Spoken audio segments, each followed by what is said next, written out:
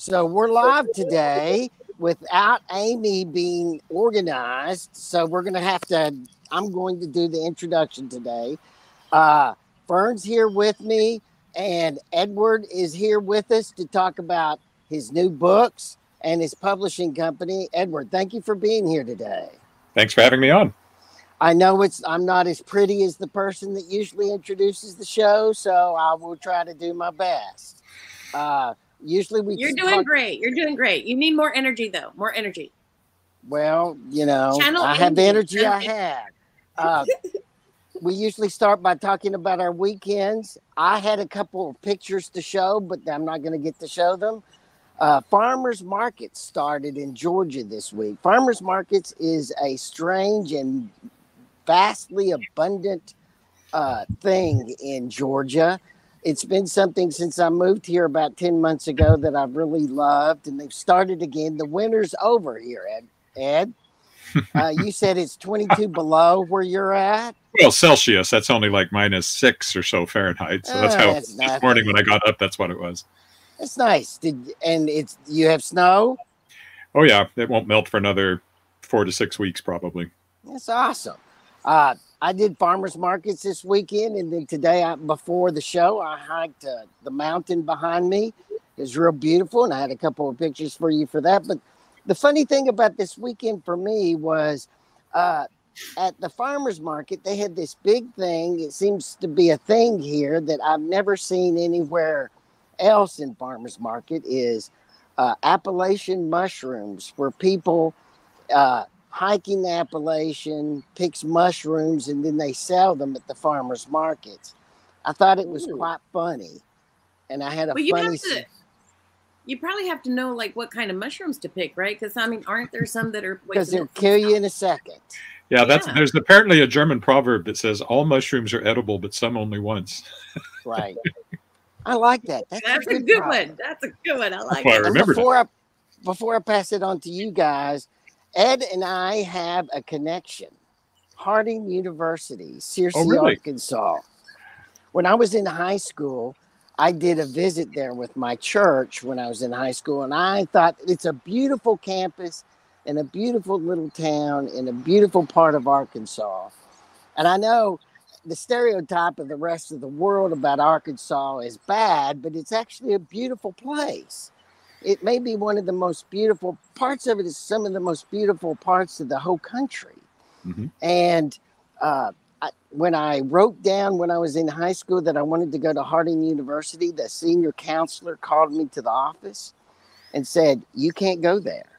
I was like, "Why?" And she said, "Because they'll throw you out." And so she marked it off and I wasn't allowed to go there. You know what's interesting to me about that is that I don't know where they get these high school counselors. My high school counselor told me I was not college material. Because I couldn't write. I couldn't write.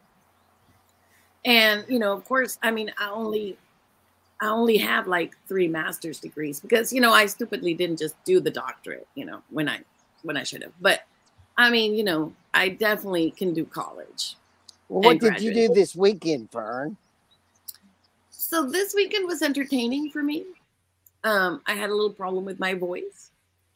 But the best part of this weekend was I got to do game day with my D&D group because our GM was out, so instead of doing the campaign, we ended up just hanging out at Dragon's Lair and playing games, and that was kind of fun because it was a story development game where we had to read the cards and make up the story as we went along, and it was very, very fun. It was very, very for someone who's an author, that was entertaining. What'd you do this weekend, Ed? I worked on Saturday and publishing stuff because there's always something to be done. And then my wife was away on a business trip, and she was supposed to get in at 11:30 on Saturday night, and the plane was 5 hours late. So I picked her up at 4:40 in the morning. And then we got the luggage last night when they finally delivered it because somehow they didn't get it on the plane even So, in fact, there was a whole, we were watching, this is Air Canada. They've been a disaster for a while. We were watching the luggage go around, and there's all these people from the plane standing there. Nobody's taking any luggage. So somewhere else, there was another plane load of people watching their luggage not showing up because it had come to us instead. So, yeah. But anyway, it all worked out. And so then I slept yesterday morning. And then I had a rehearsal last night. Oh, I put out a podcast episode. That's one thing I did. And then I had rehearsal last night. I sing with a choir called Wascana Voices, a high-end self-directed choir. And we had rehearsal last night. So that was my weekend. Nothing too exciting. Very nice. So that is pretty exciting. The no luggage thing would have been exciting for me. I mean, it was a little worrisome. It had about $1,000 worth of stuff in it. So we were anxious to have it here. That stuff you should have carried on board with you. Well, no, because it was things like wine and stuff like that. So, oh, okay. It's not like in the Seinfeld episode where Elaine didn't tip the guy that moved the luggage, so her stuff got sent to Honolulu, was it? No, it wasn't like that. Okay. I think it's because the plane was so late that somebody in Toronto decided the flight had been canceled and just put the stuff aside to go onto the next plane, and then the plane went anyway, and they hadn't bothered to load it on. I think that's the most likely scenario. But anyway, who knows what goes on once your luggage disappears in the back. So I want to thank the people. Ed, most people listen to us during the week on our podcast channel. We've been rated top 10 independent author book podcast in America. We are very humbled by that and thank people that listen to us. If they want to see us, they can find us on all the podcast channels. And if they want to see us and watch us, they can watch us either on our Author Talk Facebook channel, or they can come watch us live on Monday mornings. So we want to thank the people that are listening to us. And we especially want to thank the ones that are faithful every Monday morning, because we do have our regular viewers that actually wake up and come at 10 in the morning and hang out with us, which is really, really cool. It's really, really cool. Fern, why don't you start the interview? All right. Sounds good. All right. So, Ed. Yes. You guys, I'm back. Oh my gosh. I'm back. I know, Russell, you're going to give me hell. I know. Let's save it. Okay, let's save it. Anyways, I'm glad I made it back on, you guys. Hey, good morning, everybody. Russell, you did so good. You did so good. I love it. You're muted, Russ. You're muted, but it's probably for the best. I got to tell you, I didn't appreciate until just right now how much better you are at starting the show. Even Fern said, "Why I was doing it. That's low energy." And I'll have to say something mean to her later. But I got to tell you, it's not the same without you. I was going, Ed's eyes were like, what kind of show have I been put on? Well, I'm in the dark. My lamp over here went out, but my internet's back on. I don't know how much longer, but I've been dying to tell you guys about my weekend. So I know we're going a little bit backwards a little bit, but I'm going to tell you guys about my weekend because it was so fantastic. So as many of you guys know, I was a sponsor in the Women in Publishing Summit. And so I spoke on Friday. Amazing. Oh my gosh, you guys. I have never spoken to a room that had so many people. I mean, we had almost 200 people that were in our session, which to me, I've never had. So I was just so grateful to be a part of something like this. And everyone was so amazing and nice. It was just the greatest experience that I've had. I will definitely be back next year as a sponsor, hopefully also as a speaker, but it was so much fun to get to do that. And so on Saturday, I took time off. I spent the day with my kids and my girls. And on Sunday, yesterday, my brother-in-law got baptized. So we drove all the way to Austin to be with him and to celebrate because that's such an exciting journey that he's on. But you guys, the coolest thing, right? And I'm putting it out there. It's not necessarily the coolest thing, but I'm putting all this positive out there because today our lovely Sandy Lawrence starts radiation today through April 17th. So everybody say a prayer and just send good energy to her. She is cancer-free, and this is just a precaution. But you guys all know Sandy is near and dear to Author Talk, and especially to me, she is like my grandmother and my great-grandmother to my kids. So it's just one of those things to send out positive energy and prayers for her. That is happening at 10:30 this morning. So make sure you do that. But you guys, it's been so amazing. And this morning has just been a whirlwind of fun times, okay? But you guys are listening to Author Talk, okay? If you haven't already realized that, with all of us, me, Russell, Fern, and Edward. I know Russell did the introduction, but I'm going to bring a little bit more oomph to that, just slightly. But you guys, you can listen to that.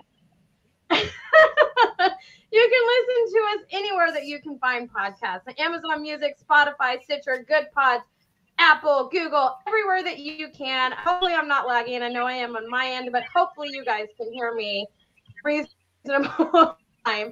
But it's just talk about keeping you on your toes Monday morning, you guys. Whoop, whoop. Yeah, let's do this, right? So without further ado, I am going to. That is so much more energy. That is so much more energy.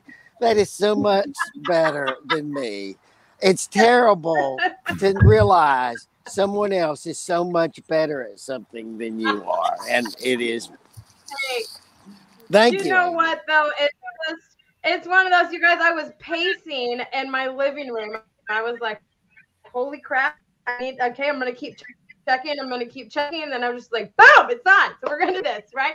But without further ado, that's enough for me and getting caught up in my whirlwind of an experience of a morning. Fern, let's Edward talking about all of his books and what all and all of his accolades that he has. All right, so Edward, I'm going to start with the element of your new publishing, because Mickey said that's where we need to start, right? So so talk to us a little bit about your new publishing endeavor. What is it about, and what made you decide to go for it? Well, I started publishing in 2018 with a company called Shadow Paw Press, which is named after our cat.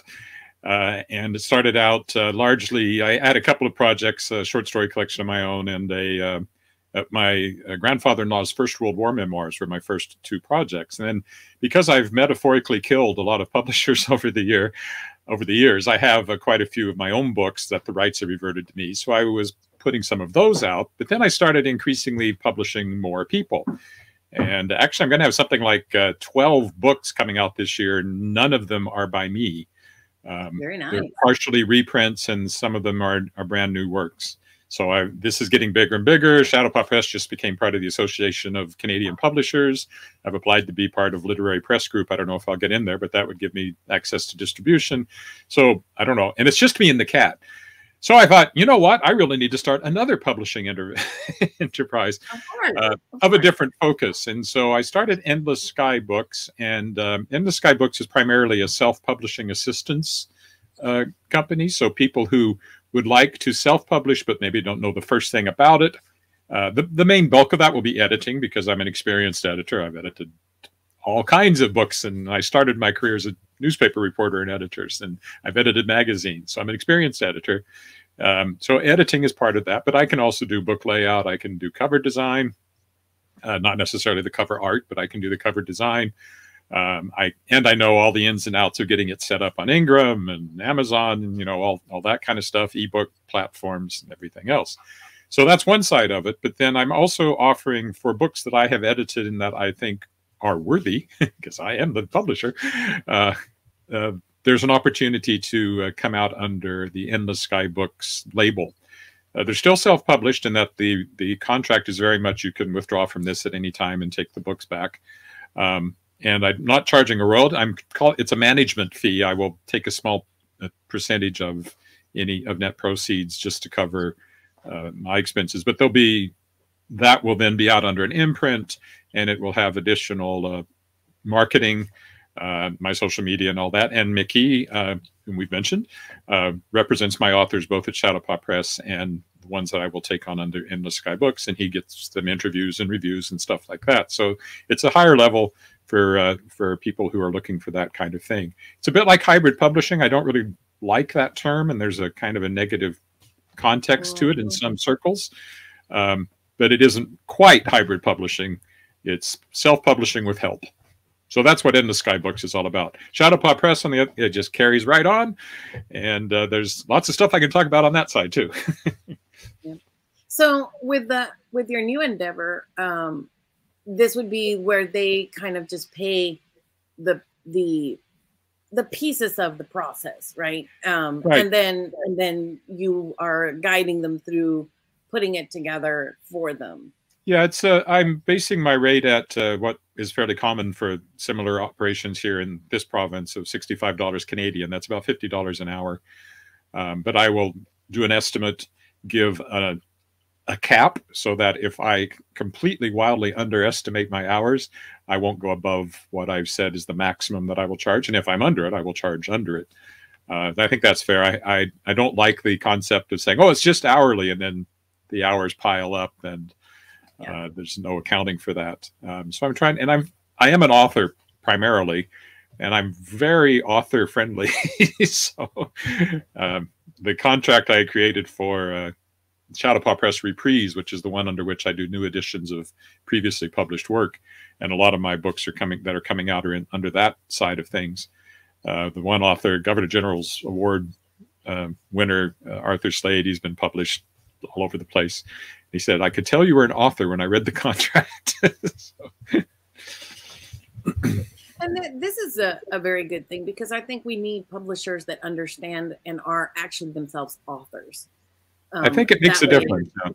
Yeah. It's more fair for the author. You know, you can see less and less of predatory stuff in those kinds of areas. And so are you in your press, both, either one? Because, you know, you have presses that are more boutique, right? That specialize in a particular genre.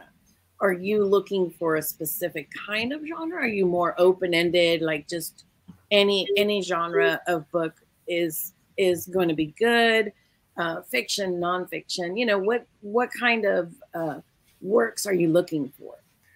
I thought I would be primarily a science fiction and fantasy publisher, because that's my genre. However, Chautauqua Press has had the aforementioned First World War memoirs. I've done a middle grade novel in verse under Reprise. I've done an LGBTQ poetry collection, which was revised and expanded from its original release. I've done 2 historical novels, 2 books of essays.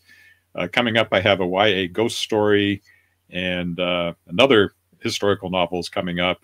I've had a modern day YA adventure story.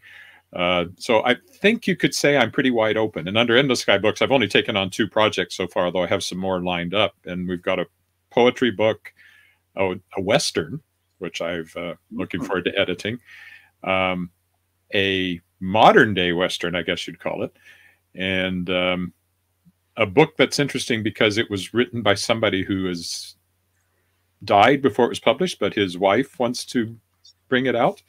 And she's working with a editor who recommended me, and so that's how that came about. So there's all sorts of ways that I pick stuff up, but I'm wide open. I mean, on my own writing, although my fiction is all science fiction and fantasy, almost all, I've written tons of nonfiction of all sorts, tons and tons, 60 some books in total for me at this point. I've lost track of the exact count. So yeah, I'm pretty wide open. That said, I'm also completely and totally swamped at the moment. So although I'm still looking at things on the Endless Sky, the Chautauqua Press one is definitely full this year. And it'll be, if I open for submissions there, it'll be later in the year, but I hope to keep going unless I ran out of money first, which is always a possibility when you're publishing.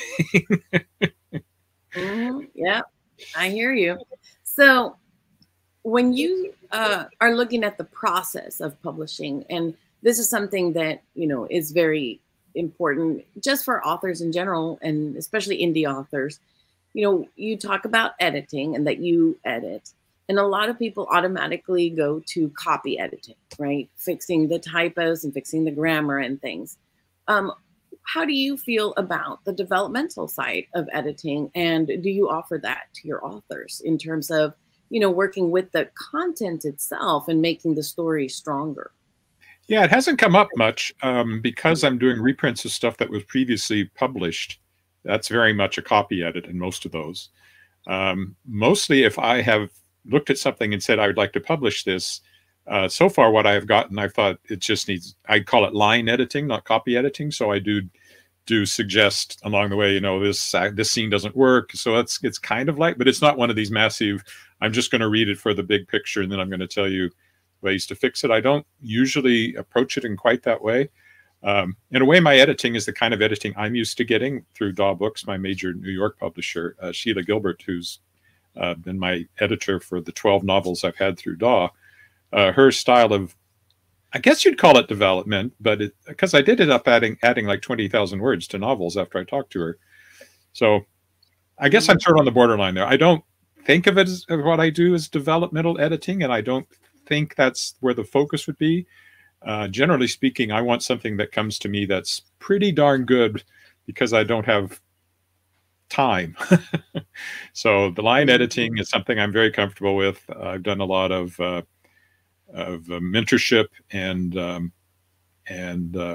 writer in residence things where people bring in writing and I will go through it and I'll make comments and make suggestions and all of that. So I don't know exactly where you draw the line, and I'm always confused by editing. It's just editing as far as I'm concerned. And then what kind of editing is it? Well, I don't know. It's just editing. Yeah. Well, it's very distinctive because when you're working with content, you're helping the author to shore up some of those plot holes to make sure the character arcs are clear, you know, and making the story strong. Obviously, as a publisher, you want, and as an author, for those of you who are authors out there looking for publishers, you want to submit your very best work, right? You do not want to submit first draft that nobody's ever looked at, obviously. I think that's where I'm coming from because I've done a lot of work with fledgling writers as the writer in residence at the Regina and Saskatchewan Public Libraries. And there's a level of writing that comes in when you're there that I could not edit it into shape. You simply couldn't. They have to rewrite it.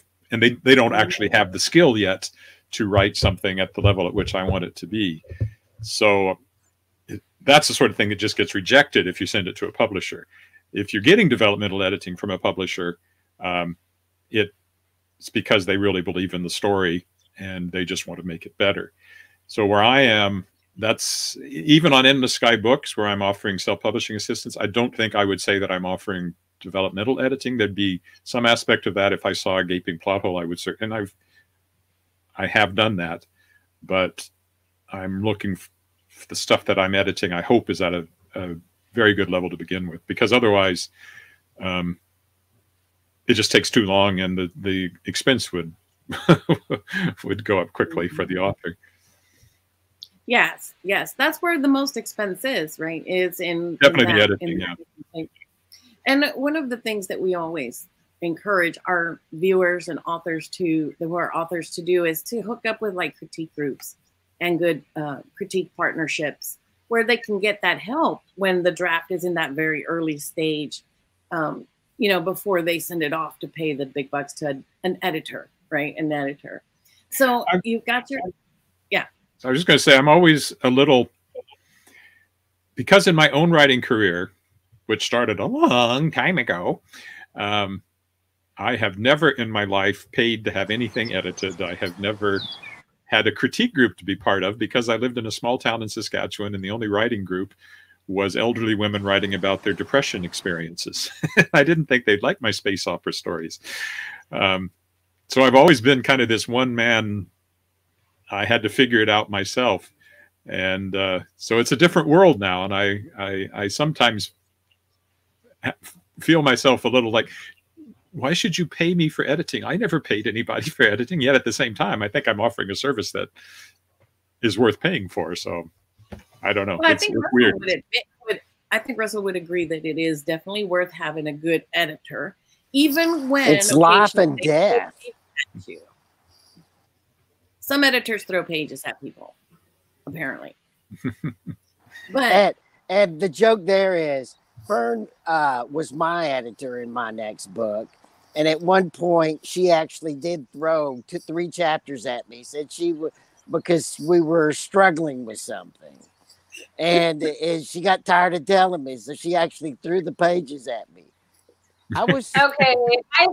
I feel like, to be fair, though, throwing pages is a bit of an exaggeration. I feel like she probably just flung them, you know, and wasn't just like, you know, they weren't ninja stars. I don't think she was trying to do that. She flung them. you know, just was like, hey, this is not where we're going, and you need to pay attention. Some of us need that. Okay. I'm one of those, Russell. I would be like you. I would need that, you know. So I'm just saying that for Edward to understand that context, I felt like that needed to be said.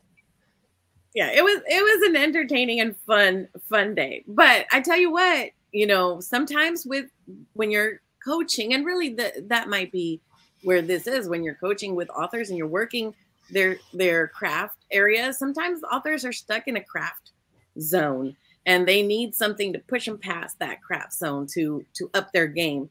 And so yeah, but well, that's true. And I think one of the distinguishing factors between people who become successful, in whatever term that means to them, writers and non-writers, is the ones who, when they are edited, say, oh yeah, that makes sense, and they're able to internalize it and simply work with it. And I ran into this as writer in residence, the people who were basically, they were just looking for praise. And when you know, and I would give them back something with a lot of notes and track changes all over the place, and they were shocked and didn't know how to process it because they had not realized that there was something beyond their initial attempt at writing that would result in a better work. Yeah. Yeah, and the goal, of course, it varies, because there's some people who write just really for fun. You know, they just do it for themselves. But if you're going to be a professional writer, you're going to need to, you know, hone those skills. And it is a skill set that can always be improved upon, even when you're like super successful. J.K. Rowling, I'm sure, has some things that need to be polished up in her stuff. Well, occasionally you'll hear somebody who talks about an author being too big to edit. It's usually Stephen King. When the stuff starts to sprawl all over the place, and it's clearly that whatever he wants to put on the page ends up in the book. And so that, I think that is something to watch out for too. And that's something that as a professional writer, if you're, you know, you want to always be improving, right? And as a human, you always want to be improving. So yeah. Russell, that's always been my advice when I'm talking to writers, is that what you want to do is you write something to the very best of your ability, then you send it off. And in the old days, of course, that was the only way you could get something published, was to find a publisher who wanted to publish it. And you forget about it, and you go on to the next thing. You try to make it the best thing you ever wrote. So everything you write, you should try to make better. And you end up with, my favorite description of being a writer was, it's like having homework every day of your life for the rest of your life. You know, that's surprising that you said that, Ed. I know you're right. I'm not saying you're wrong, but even Hemingway was heavily edited. I mean, The Sun Also Rises, you know, he sent The Sun Also Rises to his publisher, showed it to his best friend, who was even a better writer than he was, and the guy said, "Get rid of the first chapter." He immediately did it. Oh, I'm not at all saying that you don't need editing. I need editing, but and making something better each time just means you need less editing. In my own podcast, The World Shapers, where I talk to science fiction and fantasy authors about the creative process, it's always interesting. The level that people are edited or not edited. And it also depends, of course, on the publisher. But there are some who say they get nothing back except a few line edits because their initial draft, and they don't have a critique group or anything, they've just been doing it for so long, is so clean that they don't get edited. And that's nice. I have typically been edited. My last book from DAW was not edited as much as previous books. I don't know if I'm better, if it's just because they were in a transition stage because they were being purchased by a new company. But yeah, I'm certainly not saying that I don't need editing, because I know very well that the books that have been edited are better than they would have been had they not been edited. So toggling over to, you said something really important, which was space operas. And I'm all about space operas, because that's what I write. So talk to us a little bit about some of the books that you have out. And I read on there that you are starting a new series. Yes? I hope so. My latest book from DAW is space opera. It's a far future humorous space opera featuring a talking AI uplifted cat who becomes a starship captain. That's usually the way I describe it. It's called The Tangled Stars, and it's out now. I don't have the contract for the second book, so I'm waiting to hear on that. If it doesn't, I will probably continue writing it anyway, because I really love the characters. I really love the cat, and each chapter starts with his little bits of wisdom from his private log. So that's an example of space opera that I've written. I've had a couple of others that are called that.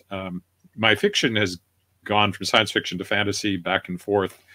The other one that's probably the most sort of outer space adventure is a duology called Peregrine Rising, Right to Know, and Falcon's Egg, which were both published by one of the aforementioned companies that I apparently killed because they went out of business after publishing me.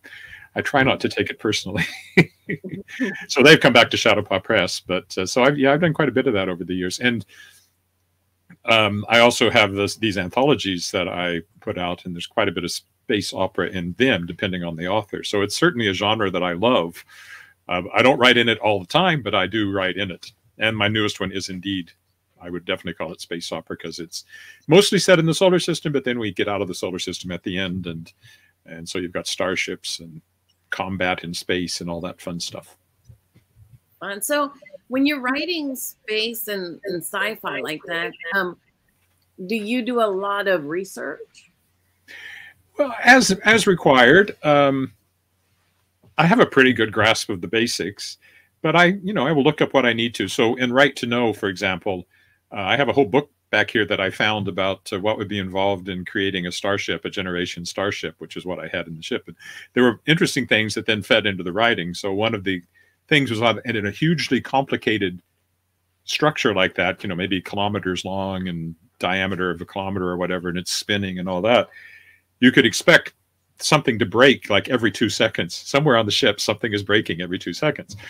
And I thought, okay, well, how do you deal with that? Well, you obviously have to have a crew of robots, maintenance robots, that are constantly scuttling around and fixing things. That became very important, especially in the second book, when some of these robots are equipped with weapons and people are trying to get into the ship. So that sort of thing. I had to figure out how fast, because I had a ship that was docking with the rotating ship, not really docking, but approaching it and wanting to get across to it, how fast would that have to be spinning to generate gravity at the size of that? So I was able to find that and calculate that, and it informed the scene, because I found out it's not as fast as you might think. It's about a walking pace that this thing is going around.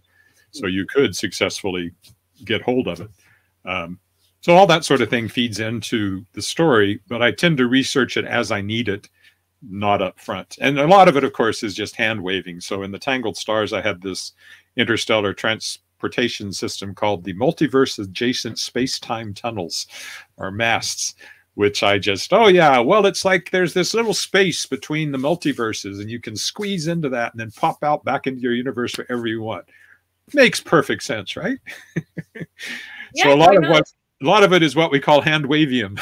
It's made out of hand wavium. Yeah, or unobtainium. That's another good one. Yeah, I'm all for making those kinds of fun things up, because why not? Why not? It's not, space opera is not generally hard science fiction, but you can get close. And I was inspired a bit by watching The Expanse. I haven't read the books. I keep meaning to read the books, but the books are even better. I'm sure they are. Yeah, because they're much more technical. Yeah, and I like that sort of thing. But I was a bit inspired in the Tangled Stars with my outer system setup, but then I also said, okay, I don't want realistic.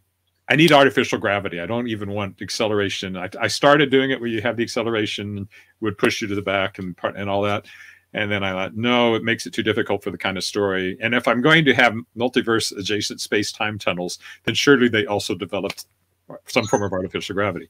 But I do make the point that my main character's ship is old and beat up and can only generate a kind of a low gravity field, and that plays into the story. So yeah, I don't write really, really, really hard technical science fiction. To do that, I would require a lot of research.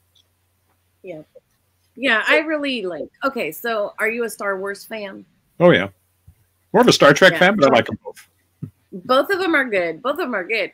And I'm actually pretty fond of the Enterprise as a ship. I really like that ship, which I have a running situation with the gentleman that I'm currently dating, who is, you know, upset that I like the Enterprise. But anyway, so midichlorians, okay.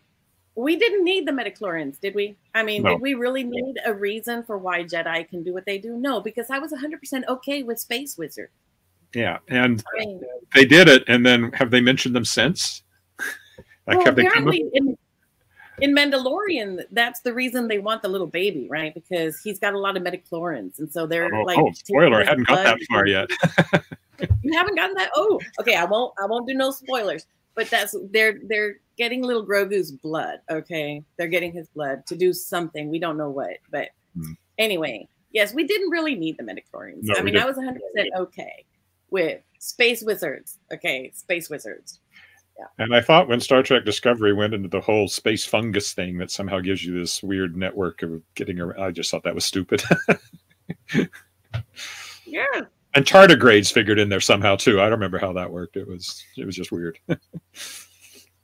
Yeah, I mean, and I think that the fans of our genre are okay with letting, you know, we suspend disbelief a lot. We have to suspend disbelief.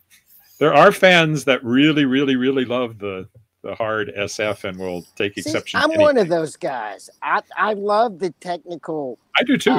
Explanations in the Expanse books. I really never thought of the outer part of our own solar system the way it was explained in the Expanse until I read those books. Yeah, I like all that kind of stuff. Or The Martian, which was very, very hard science fiction. It's great. It's beautiful. Although he will say that he waved over a few things. And in The Expanse, well, what did they do? They came up with a space drive that gets them around faster than they would otherwise. Because time would just take too long otherwise. Yeah. So a really, really hard science fiction story. Although it's funny, Chris Hadfield, the astronaut, wrote, I don't know, maybe there's a ghostwriter involved, I don't know. He's written a couple of thrillers. The first one's called The Apollo Murders. And it's set on Apollo 18. So it's 1960s, but it's totally technical from start to finish because, of course, he knows all that stuff intimately. And was a fighter pilot and everything else. And it reads like really, really hard science fiction, except you keep thinking, this is 50-year-old technology. Well, and it's funny because that you say that because we recently watched with my mom 20,000 Leagues Under the Sea, right? Jules Verne. And I mean, at the time when he wrote that, there were no such things as submarines. It was definitely a sci-fi book. And yet today, you know, we look at that and think, oh, how cute. You know, my previous series with DAW Books was called World Shapers. And, well, it's not finished either. I may carry it on, but it ran 3 books with DAW. And each world was different. It's kind of a portal thing. But each one was created by somebody from our world who really liked something. And the second book called Master of the World was shaped by somebody who really loved Jules Verne. So it was full of airships and submarines and floating islands and all that stuff. I had great fun with it.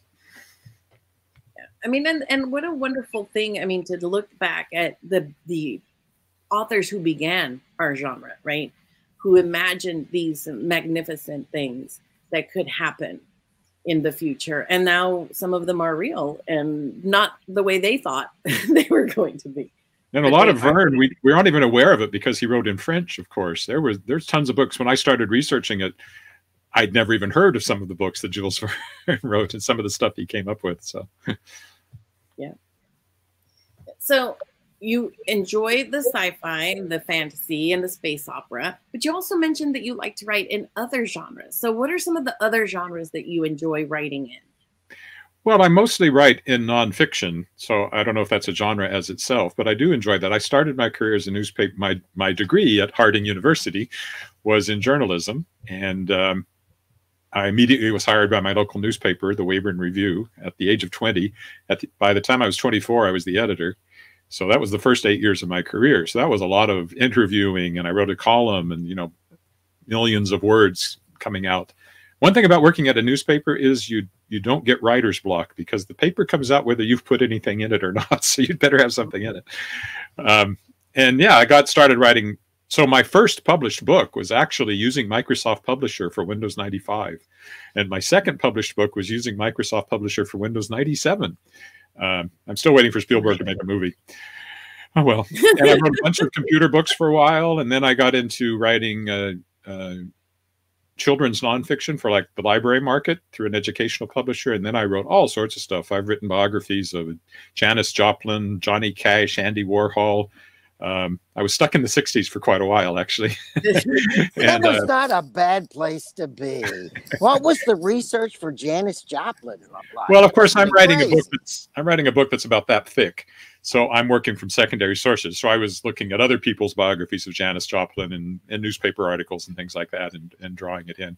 I didn't know much about her, except that she died at age 27, as like three big rock stars of the era. I did Jimi Hendrix as well, also died at age 27. If only I'd done the guy from Morrison, Jim Morrison, who also died at age 27. But I didn't know much about her. And it was really interesting because she was this perfect little girl, and then she wasn't anymore. And she went into this rock and roll lifestyle. So yeah, she was interesting. And then I did a biography of the Ayatollah Khomeini. I've done a lot of local history. Like I wrote the history of the Association of Professional Engineers and Geoscientists of Saskatchewan, which has the longest title of any of my books because it's that plus A Safe and Prosperous Future, 100 Years of Engineering and Geoscience Achievements in Saskatchewan. My wife's an engineer, so I fell into that one kind of naturally. And I wrote the Land Surveyors Association history. I wrote a historic walks of Regina and Moose Jaw. So basically, I've been a full-time freelance writer now it'll be 30 years this year. And it's anything for a buck is what it is. So if you need something written, I'm quite likely to be willing to take that on, whatever it is.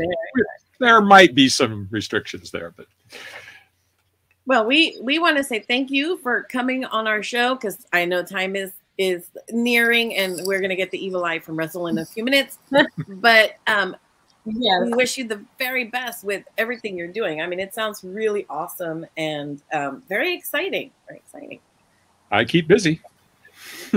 Yes, no, you do for sure. But Edward, it has been such a pleasure. So thank you so much for taking time out of your morning to come and talk to us. Though we got off to a chaotic yet fun start, it's just, you never know what you're going to get, right? Monday mornings bring all kinds of things for everybody. So and as I was saying, technology is great until it isn't. Exactly, right? Until, your internet people decide to cut both of your internet lines. And you're like, what? It becomes a whole thing, right? It becomes a thing. But it's been adventurous, to say the least. But let's do last minute comments, questions, statements from Fern or Russell, and then we'll end out before Russell gives me an evil face. Russell, you go.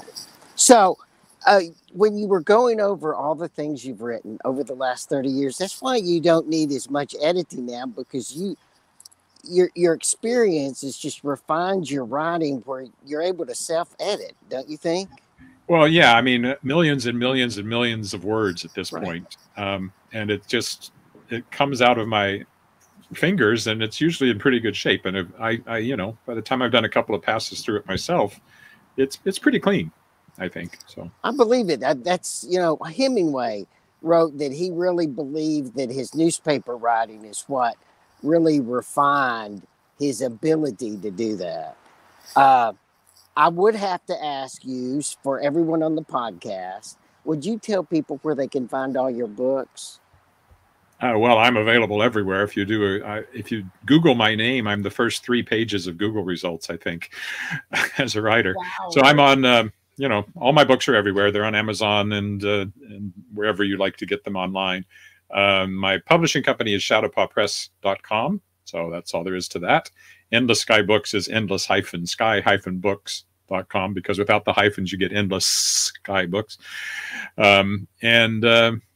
And my own website is edwardwillett.com. So very easy to find. But my books, if you Google Edward Willett, I will come up.